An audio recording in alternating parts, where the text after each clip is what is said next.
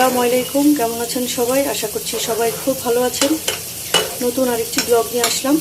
কালকে মগজ ভুনাটা খাওয়া হয়নি, আমি জাস্ট একটু হাফ রান্না করে রেখে দিয়েছিলাম, তো এখন ভাজা ভাজা করে নিচ্ছি। আর এই চুলায় হচ্ছে একটু রুই মাছ রান্না করব। মাছগুলো আজকে একটু ভেজে নিয়েছি, তো এখন এখানে একটু পেঁয়াজটা হালকা করে ভেজে নিচ্ছি। সাবাহাতদের স্কুলে ওদেরকে প্র্যাকটিক্যালি ভেজিটেবল বা সবজি চিনাবে। ওরা তো ছোট্ট ছোট্ট বেবিরা, ওরা হচ্ছে ভেজিটেবল নেম জানে না, মানে ওরা তো চিনে না, ওরা কিভাবে জানবে? তো ওদের এইবারে হচ্ছে ওদের ভেজিটেবল নেম আছে, বাংলায় আছে সবজির নাম। তো মিসরা খুব সুন্দরভাবে একজনকে সবজিওয়ালা বানিয়েছে।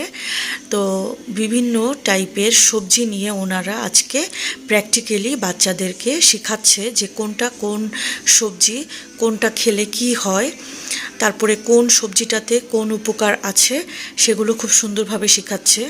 তো আমি বুঝলাম যে আসলে বাচ্চাদেরকে এই জিনিসগুলো প্র্যাকটিক্যালি না চিনালে আসলে বাচ্চারা তো চিনবে না, বুঝবে না।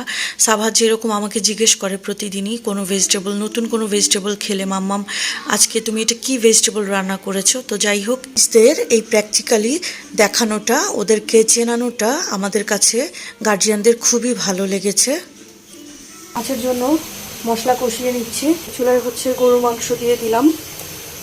সাবাহাতের দাদু নিয়ে এসেছে, এই জন্য মাংসটা একটু গরম করে নিচ্ছি।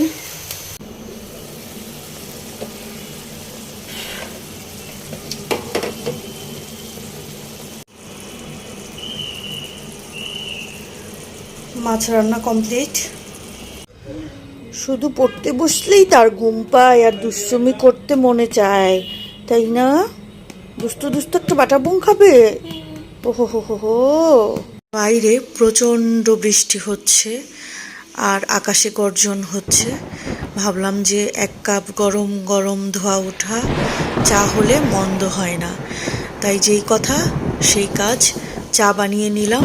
আর একটু ভাবলাম যে যেহেতু বর্ষণ হচ্ছে, মাছদেরকে টাইম একটু দিলে মন্দ হবে না, তাদের কি আবার ভয় লাগে কি না, সেই জন্য তাই মাছগুলোকে একটু টাইম দিচ্ছিলাম।